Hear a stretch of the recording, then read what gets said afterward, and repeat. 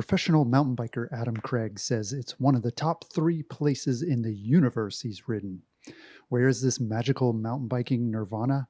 It's none other than Brevard, North Carolina, home to Pisgah National Forest and DuPont Recreational Forest. The area boasts over 300 miles of peerless single track, not to mention hundreds of miles of gravel roads, creating a near endless array of routes, terrains, and challenges to explore. 4 vibrant bike shops will get you sorted, whether you need gear, service, or a top-notch rental. Top it off with an array of craft breweries, cafes, and gathering spots that have earned Brevard the title as one of the best small towns in America in 2021. It all adds up to a premier mountain biking destination you'll want to experience for yourself.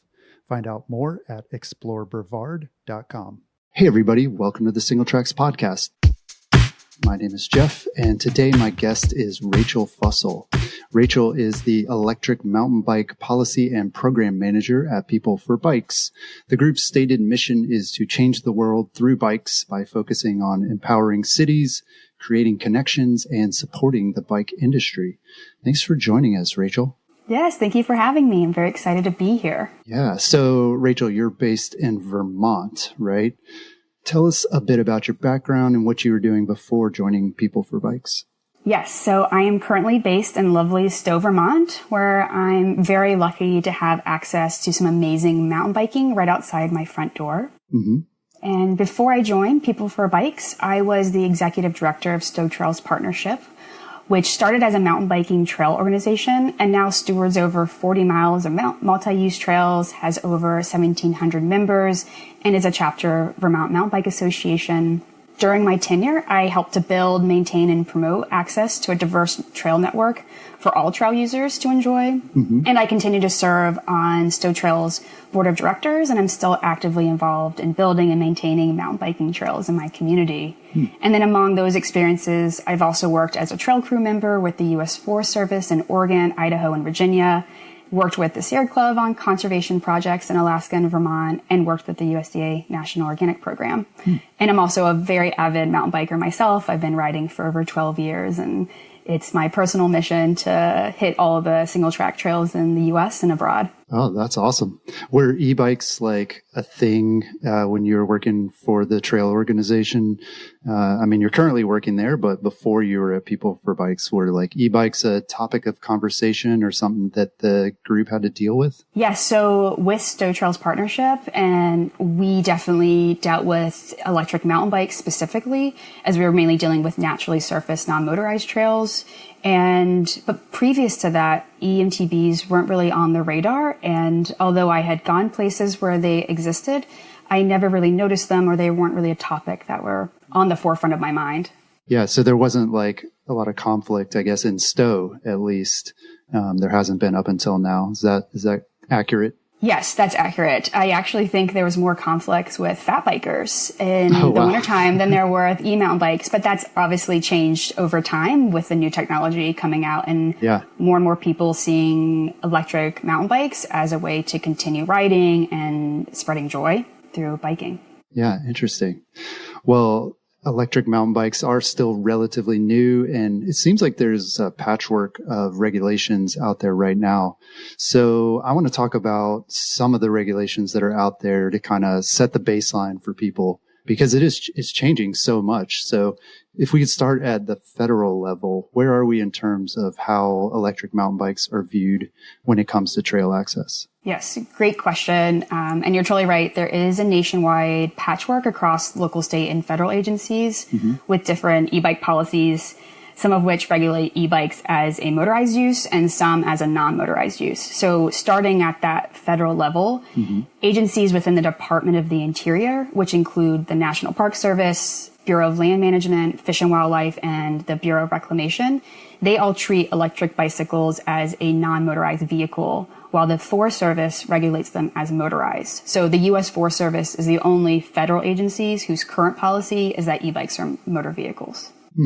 Do you have any sense of like where the mountain bike trails are located? I mean, it seems like a lot of them are on Forest Service land, and it also seems like the BLM has a lot of trails as well. A lot of the stuff out west places like Moab, that's BLM. So is like one of those land agencies a bigger kind of manager of mountain bike trails than the other, or are they kind of evenly split? I would say you're spot on with the BLM as well as the U.S. Forest Service are the two folks that we're mainly looking at when we're thinking of mountain biking trails on public lands or federal lands.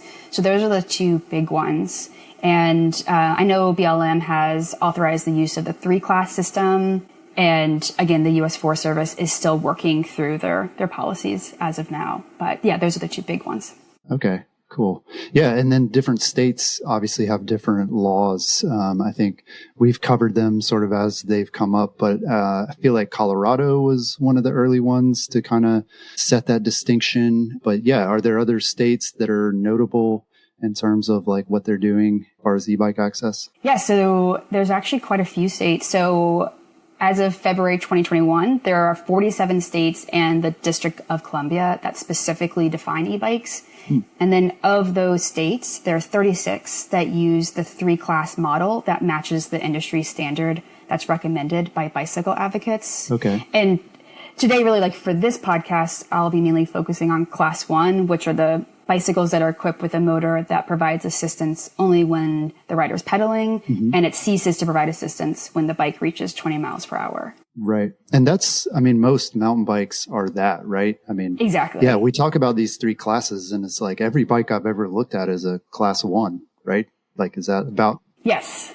I mean, for me, that's very accurate I haven't seen any eMTB or electric mountain bike that is not a class 1. So that's typically what we're talking about on naturally surfaced, non-motorized trails. Yeah, interesting. And again, these state regulations, though, I mean, it's still not the whole picture because in a lot of cases, maybe that just means like state parks, but then plenty of trails are on county land or city land or they're privately owned. And so there's still a lot of that confusion about where people can ride and where they can't ride.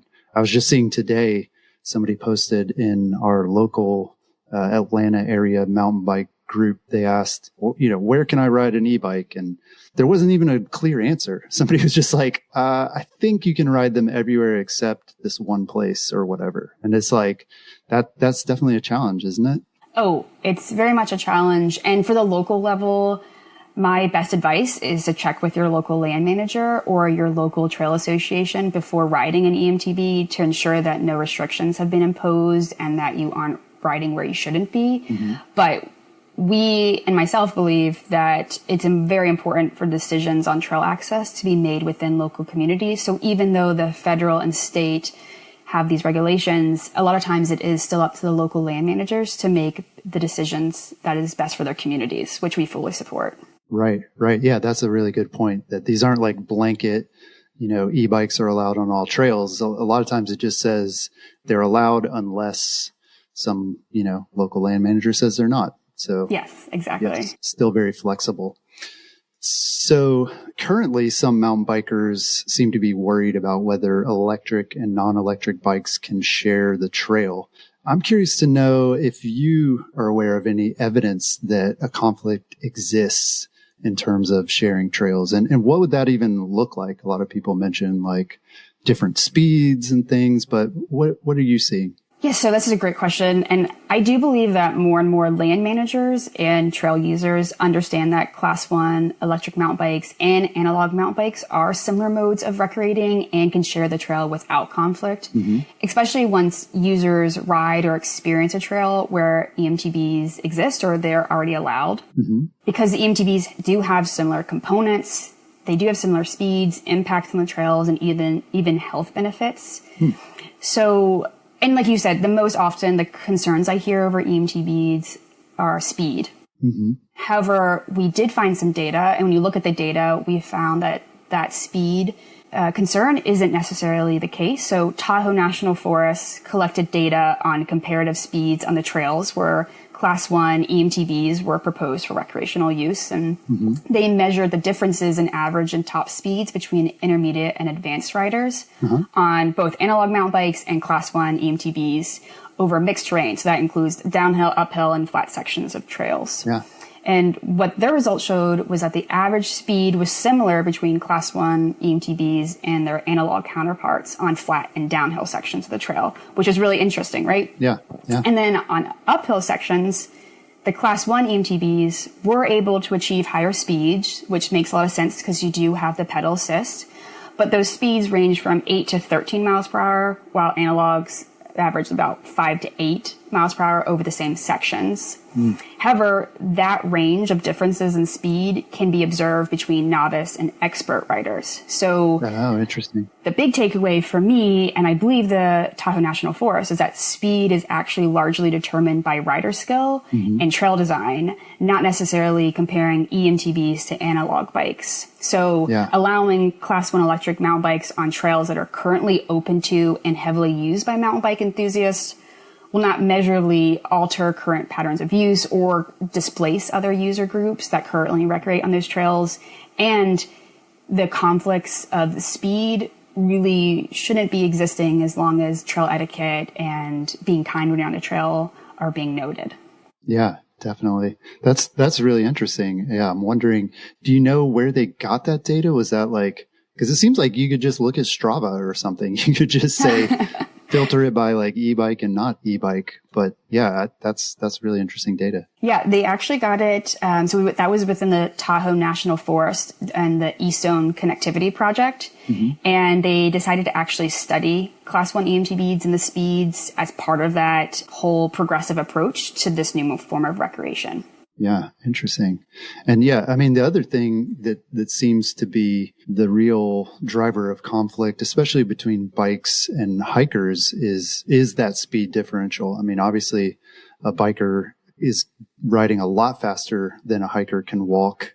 And it doesn't seem like, that differential is huge compared to what it would be between like a traditional bike and an electric bike. And especially once you think about going downhill. Yeah, I'm interested to know what those downhill speeds are compared to the uphill speeds. Because I feel like you're still going faster downhill than you ever could climb on an e-bike. So you're not necessarily making the hikers more uncomfortable, maybe. Yeah, so the downhill seems to be pretty similar because if you think about it, the eMTBs are typically heavier than your analog mountain bikes. So I don't think the weight difference there equates to more speed necessarily because you're still having to pedal. It's still all about your technique and how you ride a bike. So again, it's more about, are you an expert rider? Or are you a novice? And that really helps to define what your speed will be. Because no matter what bike you're riding, it's your level of riding ability, which really equates to speed and safety. Yeah. And with hikers, I do think trail design should also come into play because, for instance, if you're going quickly uphill or downhill and there are blind corners because the trail is made in such a way that there are more conflict or safety issues that arise from the trail design. Again, not just because eMTBs are inherently faster. So I think that's something else to think about. Yeah. I guess what I was trying to say earlier was that to a hiker, a mountain biker or an e-biker, they're both coming at them fast. Yes. And I don't think either way, they're like, this is a lot faster than I'm going. And I don't know that either one of them is more or less frightening for them. And that's just a fact of sharing trails. And you make a good point about just there are so many different factors in terms of what is allowing you to go faster. And a lot of times it is skills and fitness. And we can't just say it's just because you have a motor. That's why you're riding fast or you're riding out of control or any of those things. A lot of it is up to the rider. And I think another thing too, that I don't know if you touched on it, but e-bikes and regular bikes, they're also both quiet. I mean, they're both really similar in that way as well in terms of like sharing the trail. Yes. Yeah, totally. So now I'm curious to know whether our basic trail etiquette rules that most of us know and hopefully try to follow, do the rules that we currently have apply to electric mountain bikes, or do we need to update and maybe add some new rules of the trail for people who are riding electric? Yes. So I do believe that basic trail etiquette covers both eMTBs and analog bikes for reasons I just mentioned in the last question. Yeah. And I do think I need to state that while there may be individuals practicing irresponsible trail use in all user groups, I do not believe this is the case with whole communities or whole user groups. Yeah. But there was a recent study by Langford in 2015 that showed that riders of e-bikes and analog bicycles display similar safety behavior while riding. And as I also said, Class 1 eMTBs and analog mountain bikes have almost indistinguishable frames and components, making their stopping ability also similar. So we have the speed and also being able to stop the same as analog bikes. So for all those reasons, I believe trail etiquette guidelines should be the same for both types of users. But within those etiquette guidelines, we should emphasize a few points, especially as I was mentioning the uphill speed parameters. Yeah. So mainly I would point out or highlight notifying other users when passing on uphill sections, and then also yielding to all other trail users, because eMTBs can get going a little bit easier because they have the pedal assist. I have seen a lot of eMTBs on local trail networks are more likely to get off their bikes and stop because they know they can more easily start again. Oh, right. And of course, the most impactful thing that I think we can all do is, as riders, is just to be kind to everyone. I think that's a fail-safe way to create a positive impact on both other users and other bikers, and really to create a positive impact for eMTBs in your community. Yeah. And then I do think we should be improving education and understanding the basic trail etiquette guidelines and user responsibilities, because they are effective means of mitigating potential conflicts, and better education across the board will certainly expand opportunities for all users to recreate safely and sustainably on trails on public lands. Yeah. Interesting. Yeah. You make me think too that like maybe it's actually easier to be courteous on an e-bike. Cause like you said, like if you're climbing a hill, man, if you're doing 100% under your own power, like you don't want to stop because you know how hard it is to get going again. But if you're on that e-bike, you figure, what the heck, like it's no big deal for me to hop back on. Interesting. Yeah. It's something that I wouldn't have thought of unless I was doing some group rides and there happened to be an electric mountain biker in the group, and he would always get off the bike before anyone else would. And because he would kind of giggle and say, well, I can just start just as easily. It doesn't matter if I'm on a hill or a flat section or going downhill. So, yeah, it's interesting. Yeah. And maybe e-bikers are happier. I don't know. Maybe they're just out there enjoying themselves more. Could be. So now I want to talk a little bit about the areas where maybe you're seeing success in gaining trail access for e-bikes.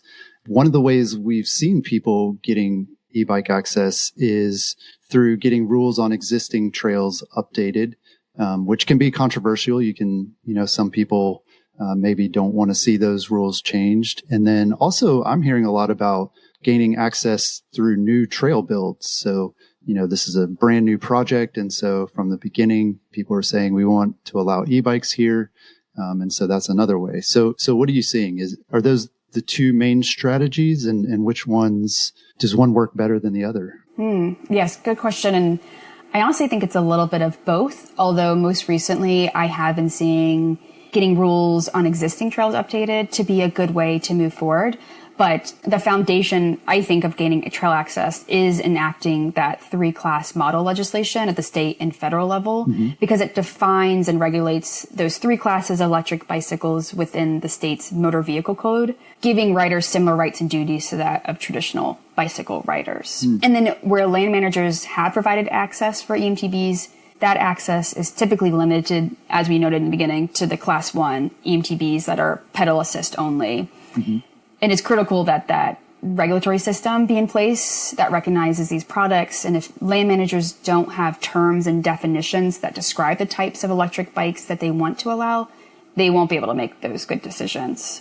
Right. So, but in addition to legislation and rulemaking, working with local land managers and implementing local and regional pilot projects on the existing trail network has been, I believe, really helpful just for folks and users to discover eMTBs and see their impact in real time. So in my previous role as executive director of Stowe Trails Partnership, we did launch an eMTB pilot project in our community to determine the impacts of eMTBs on local trail networks. We utilized demos of the electric mountain bikes, user surveys on perceptions, trail etiquette, trail impact data as well as safety data were all being used to figure out what are the the real world impacts for our communities.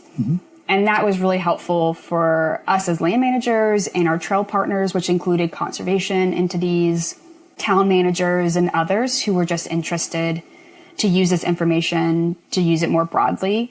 And also in People for Bikes, we'll also be launching a pilot program in the Northeast and California to collect data and empower local groups. Because what we see is when we allow or have pilot projects, it does empower local groups to see what the real world impacts. So not only reading the studies, but then doing it themselves. And that's typically an impetus for these permanent eMTB policies to be created. So that's what happened in Jefferson County, Colorado, and also in Tahoe National Forest. They both did these pilot projects and both ended up adopting in a permanent policy to allow electric bicycles, or I guess class 1 eMTBs on naturally surfaced trails. Interesting. Yeah. And I imagine part of that demonstration is, a big part of it is the local community having different trail users go out and try it. But also I would think it's for the land managers, because not all of them, for starters, are even mountain bikers. And the ones who are, there's a good chance maybe they've never been on an e-bike and, are uncertain of what it can do. So what do land managers generally think about e-bikes on trails? Is this something that they're hesitant to embrace, or they're like skeptical about, or is this something where they're actively interested in seeing how they can allow more people to use their lands?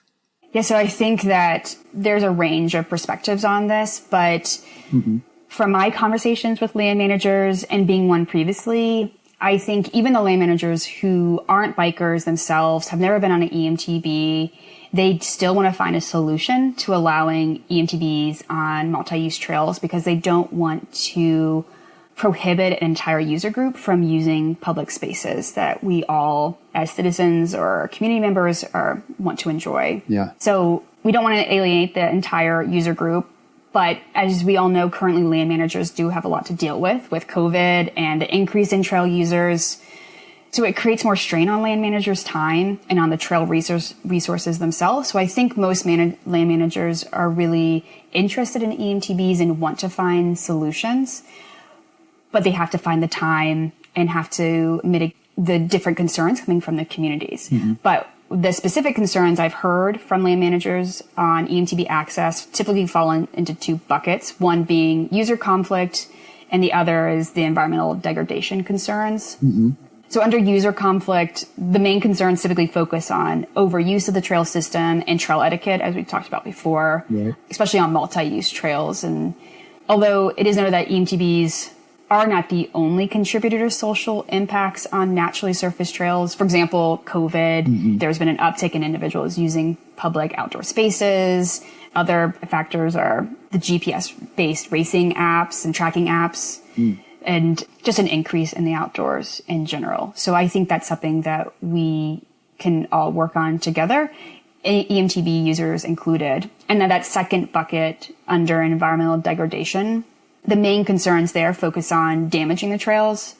However, IMBA in 2015 actually conducted a survey that probably a lot of people are aware of, and it concluded that class 1 eMTBs are not likely to have any more impact than traditional mountain bikes or other trail users on the trail. So, and although that is the question that is most commonly cited by land managers who may not know a lot about eMTBs or mountain bike riding, it's generally seen as a misconception based on that study. Yeah. Interesting. Yeah. You make a good point that one of the big arguments is that if e-bikes are allowed, this is going to increase the number of people on the trails. But I think we can all agree that COVID probably did that much to a different order of magnitude most places. And, that will probably change once people are back to their old routines and, doing more things indoors. And so, yeah, it does seem like kind of a minor concern, in light of what we've dealt with more recently. And yeah, so would you characterize land managers as a whole though? Are they generally like a pretty conservative group in terms of like doing things the way they've always done them? Or are they perhaps innovative and like always looking for ways to do something different? That is a really good question. I think a lot of the land managers that I've worked with lean more conservative in their thinking, mainly because they know they have so many issues to juggle in one trail network or one trail system or one federal agency. So they know that by adding in a new recreation or a new technology, they don't want the experience of others to be diminished because they've added something on. So I think that's why they typically are more conservative, which is why those pilot projects and having demos and studying the user perceptions and what's actually happening on the ground are so important for land managers and local communities, is because they don't want to diminish the trail experience for anyone. And that includes for eMTBs as well. Yeah. And I guess too, I mean, if we consider the word conservation, which is at the heart of what a lot of land management agencies are tasked with doing, they have to be conservative. You know, they're trying to conserve these natural resources for generations. And so, yeah, you can't make decisions necessarily that quickly, or you really have to take a lot into account before you can say yes or no on certain uses. So it does make sense. Mm-hmm. Yeah, well said. So you mentioned that EMBA survey and study about environmental impacts due to e-bikes. Are these like objective, evidence-based facts effective in terms of gaining trail access?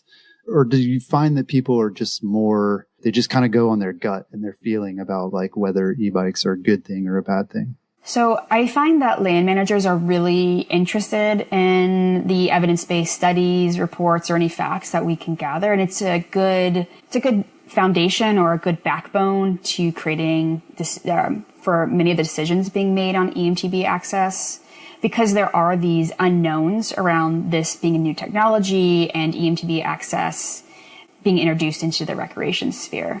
However, I do think for most users, many decisions I think are based on user perceptions or their, as you said, gut reactions. For example, folks who believe that like, well, I have to pedal, then so should you, or like having more of a purist mindset around the trails and biking as a sport. So, but I think if we remove our preconceived notions or our biases from the equation, which research and studies and evidence-based things do, I believe that most land managers and trail users would allow Class 1 eMTBs on naturally surfaced, non-motorized trails. And I just think, again, these studies are the entry point into the conversation and can be used as the foundation for then to have a pilot project move forward or a discussion to happen based on these studies.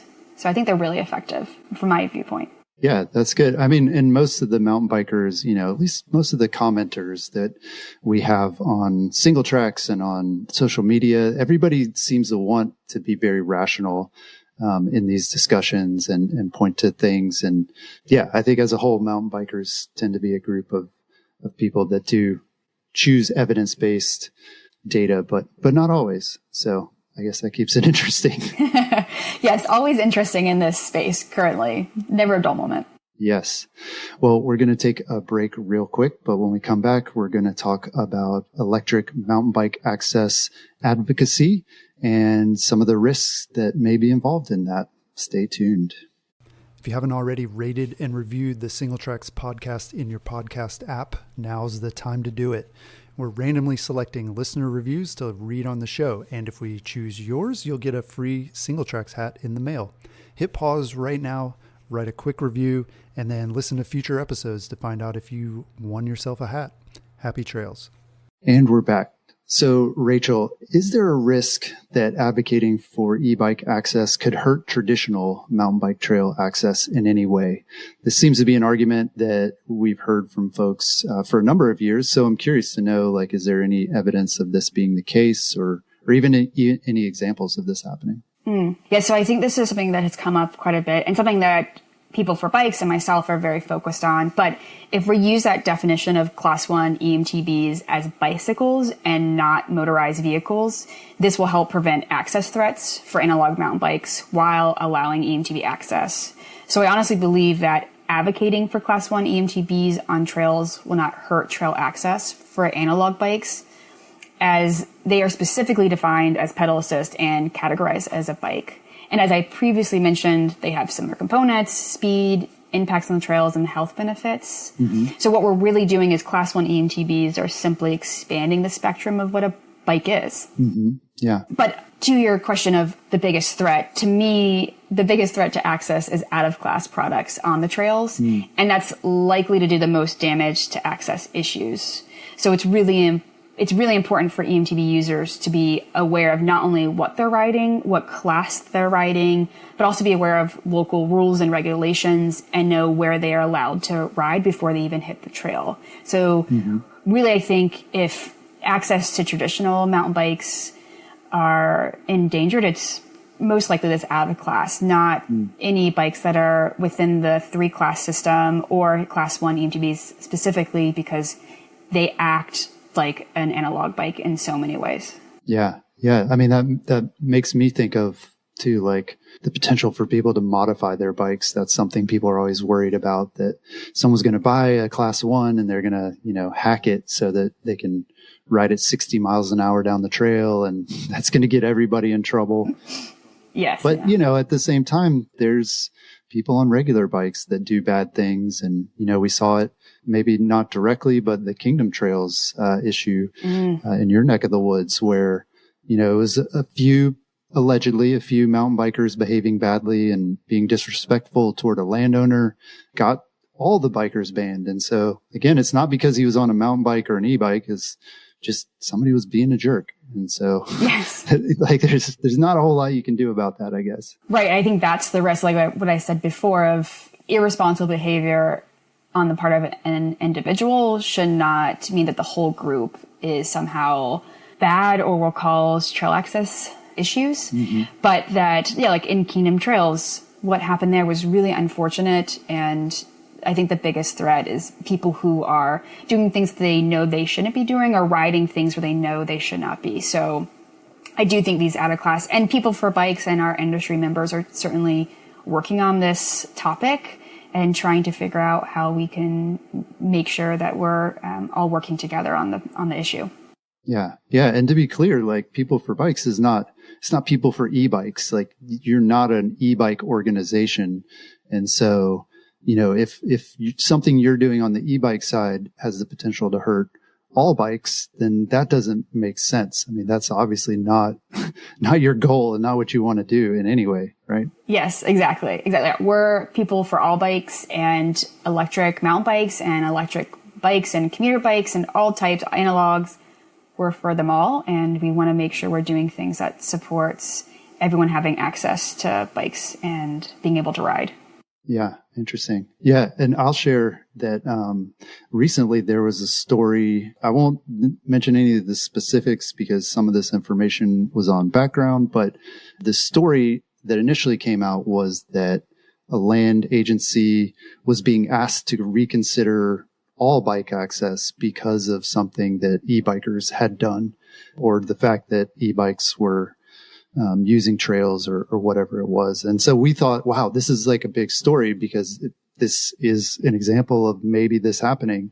But we contacted the land manager and found out that wasn't actually the case, that this was actually just somebody who was known to be really anti-bike to start with. And so they were basically just using this as an excuse. So it had nothing to do, at least the information we got from the land manager, had nothing to do with the fact that e-bikes were using a certain trail. It was all just a person that was a known complainer. So, yeah. So we haven't found any evidence either. So another thing that we're hearing about recently is this idea of like registration programs for e-bikes that are need-based. And so I believe it's Utah is debating an e-mountain bike registration program that allows physically disabled folks to ride e-bikes on trails, but the general public is still not allowed to ride on these certain trails on e-bikes. What do you think about that approach? Is that a good approach? Like, is it a good compromise, or is that less than ideal? So I will say that we have several questions regarding the provisions of the bill that aim to improve access for injured or disabled bike riders. We have not been able to consult with the organizations that are dedicated to this field to obtain their opinions, because I do believe as the mountain bike community, we need to be as inclusive as possible. And that includes bringing disability organizations, adaptive organizations into the fold.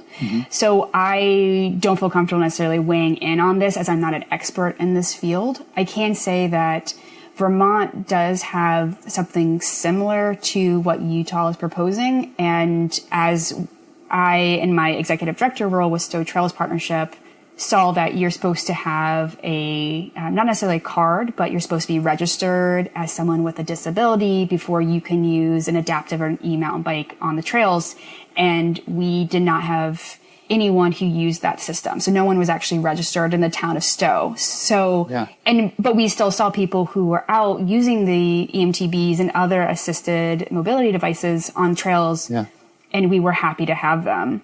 So I'm going to defer, and we're actively reaching out to these disability groups, the Disability Law Center in Utah and others, to see like, what is your feedback and opinion on this? Because we want to lean on you and your expertise. Yeah. Interesting. Yeah. We found there's a program in Bellingham, Washington as well, like where you can get this pass that says you're allowed to ride an e-bike, and they all have varying requirements, like you got to get a doctor's note, or some you just have to apply. So it does seem like potentially it's a compromise, but at the same time, it raises the question of, if it's okay for a few people to ride e-bikes, why is it not okay for everybody? Yes. If there truly are not these user conflict issues or trail and environmental issues. So yeah, that'll be a really interesting one to follow.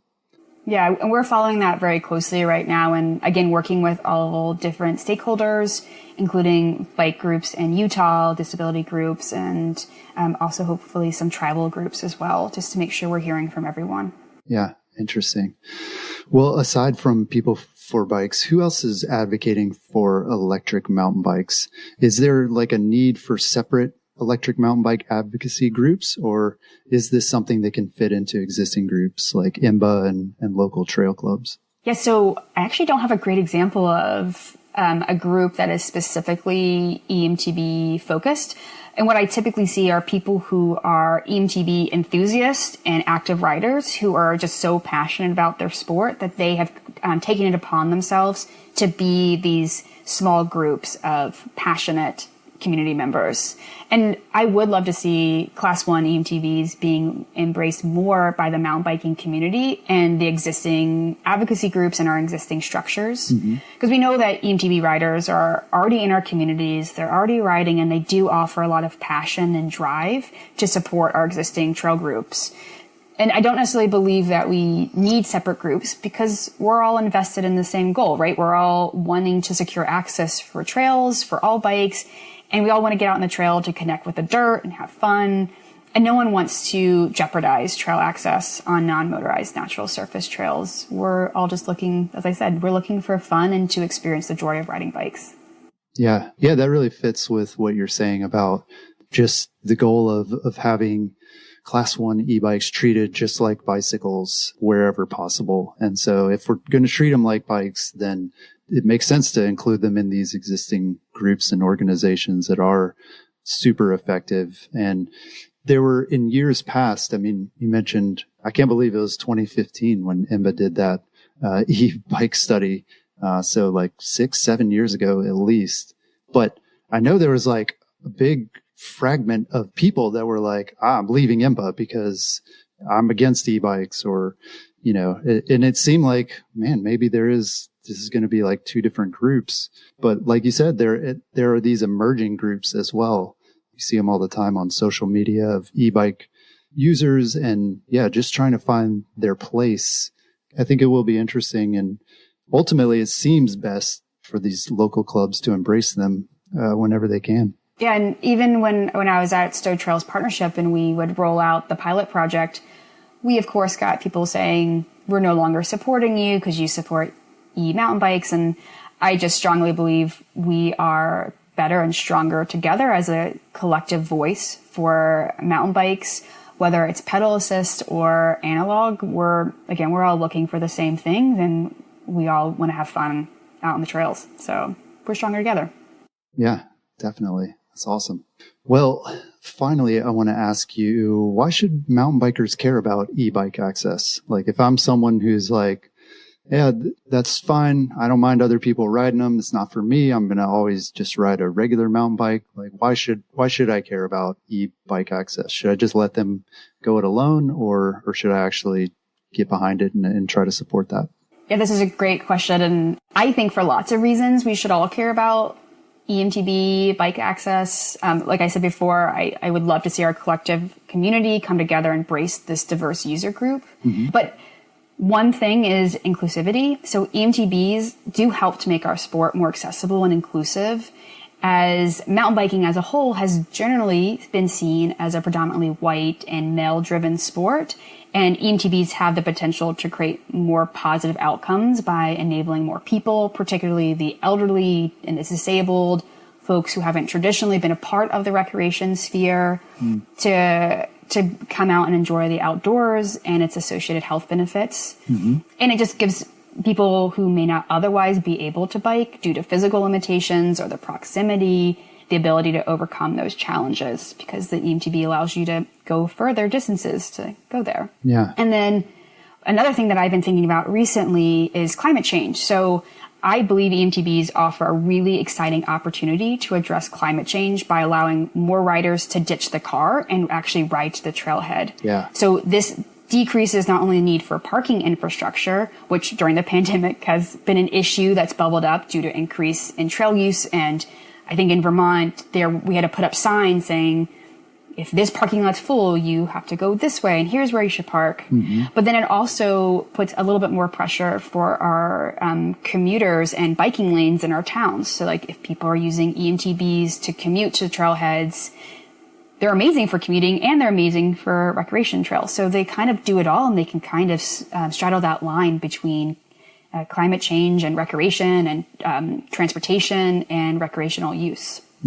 Yeah. And then one other thing is that this is something for myself, and it's always been in the back of my mind as I ride, is I'm going to be getting older at some point, and my goal has always been I want to ride for as long as possible. And eMTBs allow riders of all ages to continue riding and continue finding stoke and solace and joy of being out on a bike. So eMTBs are not only are we all going to be getting older and looking for ways to continue our passion within the sport, but it's also it's really fun. eMTBs are fun is the only way to really describe it. The first time I got on an eMTB, I could chat the whole way with my riding buddies, like going uphill and going downhill. It just made it more community focused, more just pure fun.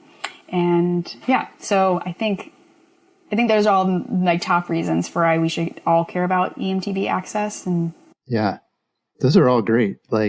And it's interesting because I think most people have heard those arguments as well. And, the ones who don't buy into them, let's start with the idea of making mountain biking more inclusive and diverse. And, a lot of people are like, why should I care? I do it. And, why do we need more people? But when you're saying this, it's making me think of families, right? So many people, I'm going to say men too. There's a lot of men that ride and they wish that their partner or their spouse rode with them. And honestly, your partner, your spouse doesn't want to ride with you because you leave them behind every time and you don't wait for them. And you do these rides that are hard and they get exhausted. And so, yeah, e-bikes are a way to help that and make the sport more family friendly, to bring it home and to make it more personal. And then the parking issue is interesting as well. Again, if you can tell people, hey, you keep riding your regular bike, there's going to be more spaces in the parking lot because these e-bike folks, they're riding from their house. They don't need to drive to the trailhead. So again, selfishly, this helps you. And then, yeah, when you're saying about just the rides being more fun and more social, I think that's the other thing maybe we don't necessarily think about, that a lot of time, the e-bike it's not competitive. There are e-bike races, but in general, people are riding them to have fun and to be social. And when you're on those types of rides, you're not like head down, being the Strava hole person that's just like barreling down the trail and like, not paying attention to other users. Yeah, like you said, I'm starting to be on board with this idea that, maybe e-bikers are actually set up to be more courteous than the rest of us. So yeah, all really good. Oh, good. Yeah, all really good points. I'm glad I could bring some good points and hopefully persuade some people to think about the research and the positive things that can come from eMTBs and not all the negative things that you might think about. Yeah, that's great. Well, Rachel, thank you so much for taking the time to chat and for the work that you're doing at People for Bikes. Thank you so much, Jeff, for having me. It's been really wonderful to be here on the podcast. We will have a link to the People for Bikes website where you can get more information about their e-bike policies and programs. That's all we've got this week. We'll talk to you again next week.